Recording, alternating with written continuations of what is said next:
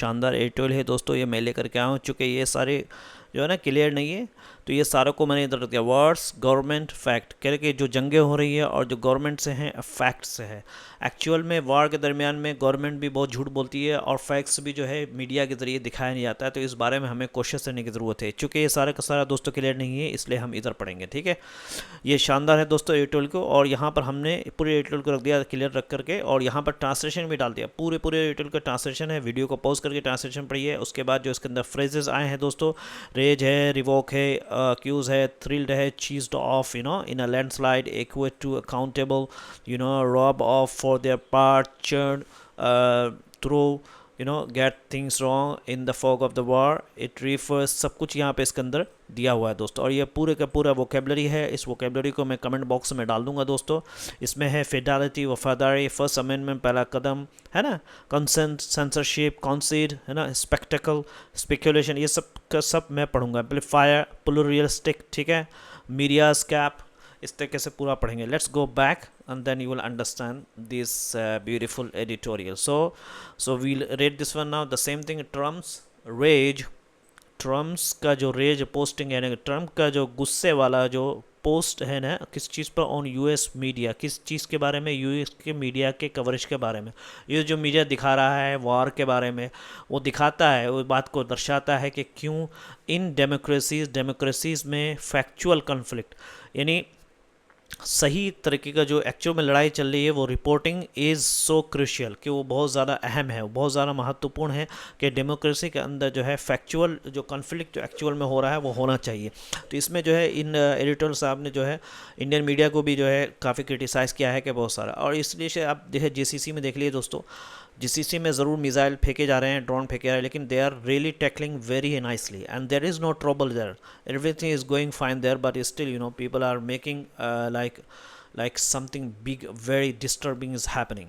While nothing is happening, everything is going changa and everything will be okay, because GCC and everywhere, all the Indians and all the people are living there. If something is disturbed, so all the people will suffer. So we must pray for everything, peace everywhere, in every country, in every single country people deserve to live peacefully. Okay, so now read this one. कह रहे कि factual conflict is very very necessary, है ना, कि factual जो है actual में उस फैक्चुअल कॉन्फ्लिक्ट जो है और उसकी रिपोर्टिंग जो है वो बिल्कुल सही होनी चाहिए, ना कि गलत होनी चाहिए। ठीक है दोस्तों, अब हम इसको आगे पढ़ते हैं दोस्तों।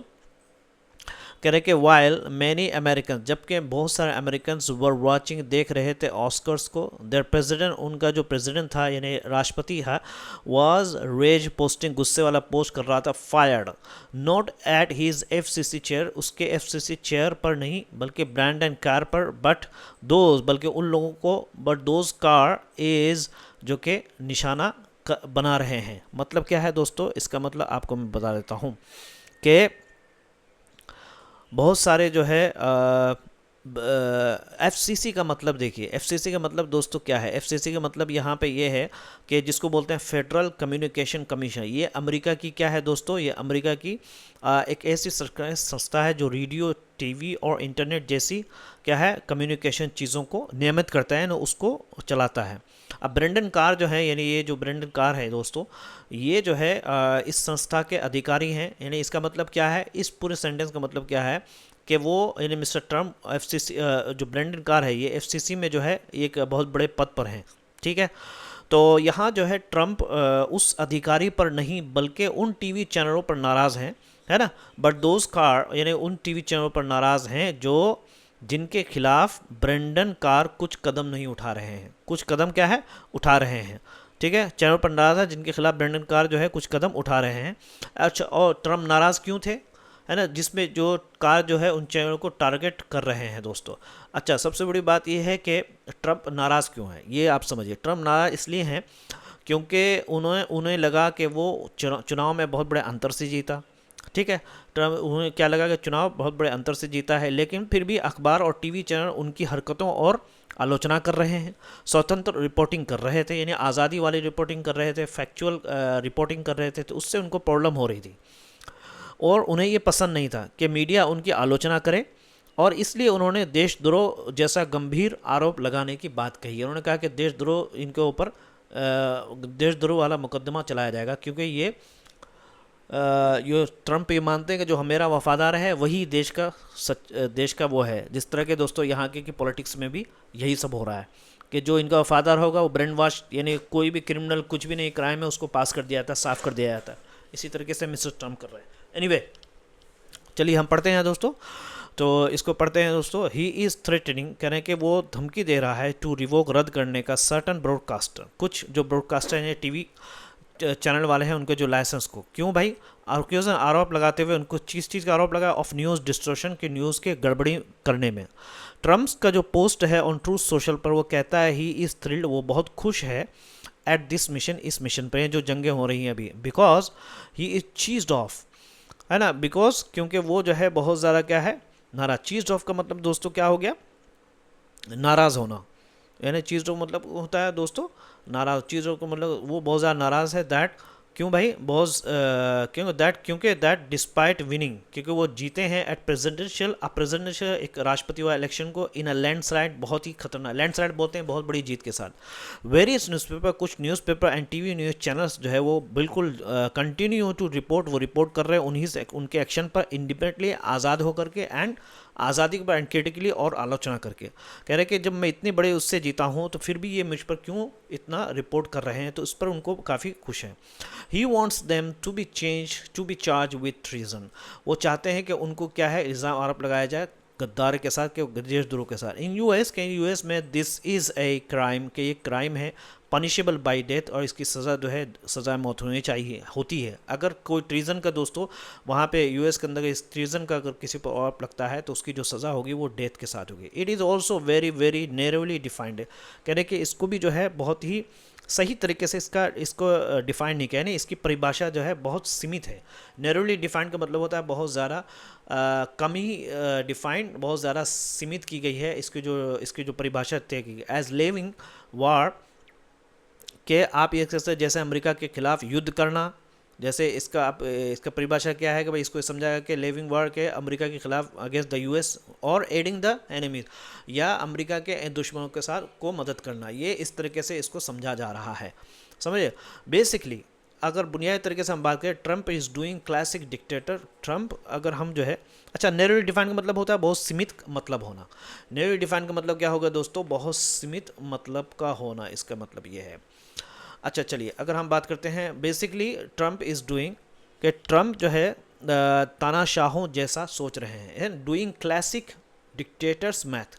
क्लासिक जो पुराने जो तानाशाह थे उनके हिसाब से चल रहे हैं, जो जिस तरीके से वो करते थे उस हिसाब से। विच इज़ टू एक्यूट, वो क्या है भाई कि एक्यूट का मतलब क्या हो गया दोस्तों? Which is accepted democracies are different, है ना। विच इज़ क्या है, जो कि जिसमें उनकी प्रति वफादारी को, देश के प्रति वफादारी माना जाता है, ठीक है। डिक्टेटर्स मैथ का मतलब समझिए आप, डिक्टेटर मैथ का मतलब है तानाशाही वाला सोच, जो कि इक्वट का मतलब हो गया कि बराबरी करना है, फिडालिटी, वफादारी का टू हिम, उनके लिए, एस उसको समझाया गया as a loyalty to the nation. अगर उनके तई आप वफादार हैं, किसके तरी? टू हिम, यानी मतलब ट्रम्प, ये ट्रम्प के तई अगर आप वफादार हैं तो उसको समझाया जाएगा कि वो वफादार हैं कंट्री के तली, यानी वही मैंने आपको बताया। एक्सेप्ट, लेकिन इसके अलावा, लेकिन साफ है कि लोकतंत्र अलग होता है। लेकिन बात यह है कि ऑब्वियसली साफ तरह के डेमोक्रेसीज आर डिफरेंट, कि लोकतंत्र बिल्कुल अलग होते हैं। यूएस फर्स्ट अमेंडमेंट, यूएस का जो फर्स्ट कदम था, जो पहला क्या बोलते हैं उसको, संशोधन था, इज़ अबाउट, वो किस चीज़ के बारे में? इंश्योरेंस सुनिश्चित करना था दैट पावर के जो ताकत है वो रहे जिम्मेदार टू द पीपल, जिम्मेदार लोगों के लिए जिम्मेदार बना रहे, rather than the other way, ना कि इसके उल्टा हो। यानी इसका उल्टा नहीं होना चाहिए कि जो भी पावर में रहेगा वो उसको लोगों को जवाब देना पड़ेगा, ठीक है, ना कि अदर वे अराउंड, मतलब ना कि उसका उल्टा, ये कि लोग उसको जवाब दें, बल्कि वो जिम्मेदार है कि वो लोगों को जवाब। This is no less so in a times of war, कहने कि ये बहुत ही कम नहीं है, यानी ये बात युद्ध के समय भी उतनी ही ज़रूरी है। कहने कि ये कम नहीं है, इन द टाइम ऑफ, युद्ध के समय में ये कम नहीं हो सकता, यानी इतनी ही ज़रूरी है कि युद्ध के समय में भी आप लोगों को सारी बातें बताएं कि आप कर क्या रहे हो, इंडिया कर क्या रहा है, या यूएस कर क्या रहा है। War involves life and death, कि जो जंगें होती हैं उसमें शामिल होता है मौत और ज़िंदगी और मौत का सवाल होता है, उनके फैसले होते हैं, मेड बाय, जो कि बनाया जाता है गवर्नमेंट के ज़रिए, on behalf of the citizen, क्या है, शहरियों की तरफ से, यानी जो क्या बोलते हैं उसको, नागरिकों की तरफ से, डिनाइंग देम इन्फो, कि उनको इनकार करना, उनको इंफॉर्मेशन का, जानकारी का, कि उनको ना बताना अबाउट दीज डिसीजन, इन फैसलों के बारे में, robs their consent of meaning, उनके रोब्स ऑफ देयर मतलब यानी वो छीनता है। रोब्स ऑफ का मतलब क्या होता है दोस्तों, छीनता है। Ropes of the meaning, ropes of the meaning, इस पूरे का मीनिंग, रोब्स और कंसेंट ऑफ मीनिंग का मतलब होगा दोस्तों के मतलब ख़त्म कर देना। यानी किस चीज़ का मतलब ख़त्म कर देना है, कि इन फैसलों का कोई मतलब हो सकता है, ये सब बिल्कुल बेमतलब बात हो जाती है अगर आप चीज़ों को नहीं बताते हैं ना, अगर लोगों को उन फैसलों को जानकारी नहीं दी जाए तो उनकी सहमति का कोई मतलब नहीं रहता।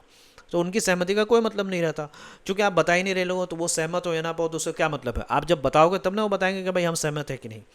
Can in Israel there is a high public support, कहने कि वो बहुत ज़्यादा पब्लिक सपोर्ट है फॉर द, उनका समर्थन है पब्लिक का फॉर द ईरान वॉर के लिए, बट देर इज़ ऑल्सो, लेकिन वहाँ पर हैवी सेंसरशिप भी है, सेंसरशिप और फिल्म बनाने का, फोटोग्राफिंग का, और अदरवाइज़ या रिपोर्ट या इसके अलावा अगर आप ईरानियन मिसाइल्स के जो असर है उसके आप रिपोर्ट करें, उसके ऊपर भी सेंसरशिप है। सेंसरशिप का मतलब क्या होता है दोस्तों, गवर्नमेंट जो है उसको बोलती है कि ये काम आप नहीं कर सकते, या अगर आप फिल्म बनाना है तो फिल्म आप नहीं दिखा सकते, या फोटोग्राफी नहीं कर सकते, उसको सेंसरशिप बोलते हैं।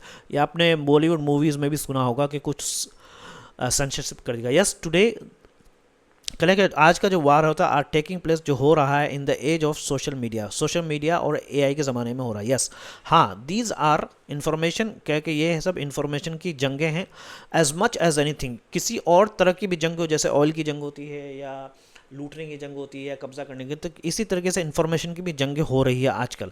एंड व्हाट ट्रम्प्स पोस्ट, करके जो ट्रम्प का पोस्ट जो है डज, वो क्या करता है, इज़ टू बेसिकली एडमिट, इसको बुनियादी तौर से इस बात को एडमिट करता है राइट नाउ, अभी Iran is doing pretty well, Iran एक बहुत अच्छा कर रहा है इन द इन्फॉर्मेशन के वॉर के अंदर, दैट इज़ क्वाइट समथिंग, बहुत कुछ समझे नहीं, ये बहुत अच्छा है, दैट इज़ क्वाइट समथिंग, मतलब को ये बहुत अच्छा है। The information war as much, आपको मैंने बता दिया दोस्तों, इन्फॉर्मेशन वॉर का मतलब होता है जानकारी की लड़ाई। एंड व्हाट ट्रम्प पोस्ट, कहने के हाउ ट्रम्प की जो पोस्ट है ये मानती है ना, व्हाट ट्रम्प्स दैट्स, इस बात को मानती है कि अभी ईरान जानकारी की लड़ाई में अच्छा कर रहा है, ठीक है। दैट इज़, कहने के ये मान लेना बहुत बड़ी बात, दैट इज़ क्वाइट समथिंग, कहने के ये बहुत बड़ी चीज़ है अगर मान लिया, टू कंसीड के इसको मानना, टू कंसीड का मतलब होता है मानना, एंड क्वाइट अ कमेंट, और क्या है, और अमेरिका के तार्क पर भी सवाल उठ रहा है। कंसीड का मतलब मान लो ना, और एक बहुत ज़्यादा एक टिप्पणी होती है दोस्तों ऑन ऑल ऑफ अमेरिका की जो इंसानी है और टेक्नोलॉजी रिसोर्स है उस पर भी सवाल उठाता है दोस्तों। इंडियन न्यूज़ टीवी चैनल बहुत शानदार है, इंडिया का जो न्यूज़ टीवी चैनल्स है फॉर देयर पार्ट, उनके अपने हिस्सों के लिए आर प्रोसेसिंग ईरान, कह रहे कि वो दिखा रहे हैं ईरान वॉर को, रिपोर्टेज को थ्रू, ईरान वॉर के रिपोर्ट को दिखा रहे हैं through a spectacled max machine, यानी तमाशा करके जरिए, मैक्स मशीन यानी ज़्यादा बढ़ा चढ़ा, मैक्स मशीन का मतलब होता है बढ़ा चढ़ा कर देख रहे हैं, फैक्ट्स कहकर एक्चुअल में हकीकत और स्पेकुलेशन जो अटकलें होती है आर चर्न, उसको मिक्स कर दिया जाता है through a Dhurandhar style amplifier, Dhurandhar style amplifier के जरिए, एम्पलीफायर जिसमें एम्पलीफायर होता है जो आवाज़ को तेज़ करता है, धुरंधर स्टाइल में चीज़ों को तेज़ कर, अगर आप देखिए एबीपी न्यूज़ आप उठा के देख लेते हो टीवी चैनल में, इस तरीके से वो अपना म्यूज़ लगा देते हैं, पीछे उनका जो है बैकग्राउंड में वो जहाज़ है भाग रही है इधर से उधर, एक कोई भी इंसान जो दिल का कमज़ोर होगा वो देखेगा, बोलेगा यार समथिंग इज़ हैपनिंग। जब आप वो न्यूज़ बन करके निकलते हो, बाजार में निकलते हो, लोगों से मिलते हो, इवन हिंदू मुस्लिम सब मिलते हो, तो ऐसा लगता है यार something is there, everything is in the news, something is there, of course something is there, but not that much as as people show. Anyway, let's go to the next one, but these are only on element in our diversities and diverse या प्लूरियलिस्टिक media escape, कहने के ये सब जो चीज़ें ये सिर्फ एक एलिमेंट है, ये एक है ना, इन अवर डिवर्सिटीज, कई अलग अलग विभिन्न तरह के प्लूरियलिस्टिक मीडिया स्केप बोलते हैं दोस्तों, जो आप बोल सकते हैं, मैं आपको बता देता हूँ, यानी अलग अलग विचार वाला प्लूरिस्टिक मीडिया स्केप, अलग अलग विचार वाला जो मीडिया स्केप है कि इसका जो है अलग अलग तरह के मीडिया का सिर्फ एक हिस्सा है, यानी ये जो न्यूज़ चैनल है ये एक अलग अलग तरह के और अलग अलग विचार वाले चैनलों का सिर्फ एक हिस्सा। Overall health of the market place of the ideas is what matter, कह रहे कि कुल मिलाकर के जो मार्केट प्लेस ऑफ आइडिया, लोगों के विचारधारा का जो मार्केट है, बाज़ार है, उसका कुल मिलाकर के जो हेल्थ है वो हमें वो ऐसी चीज़ है जो मैटर करती है। यानी लोगों के आइडिया, विचारधारा सही होनी चाहिए, ना कि आप लोगों जो है उल्टी सीधी बात बोल करके लोगों का दिमाग ख़राब करो। यानी सबसे ज़रूरी बात क्या है कि विचारों का माहौल अच्छा होना। मार्केट प्लेस ऑफ आइडियाज़ का मतलब होता है विचारों का माहौल। अच्छा ठीक है दोस्तों, हम दूसरा पढ़ते हैं। सीरियस जर्न, कह रहे कि गंभीर पत्रकार युद्ध की उलझन में गलती कर सकता है। गंभीर पत्रकार कैन गेट थिंग्स रॉन्ग, वो ले सकता है चीज़ों को गलत तरीके यानी गलती कर सकता है।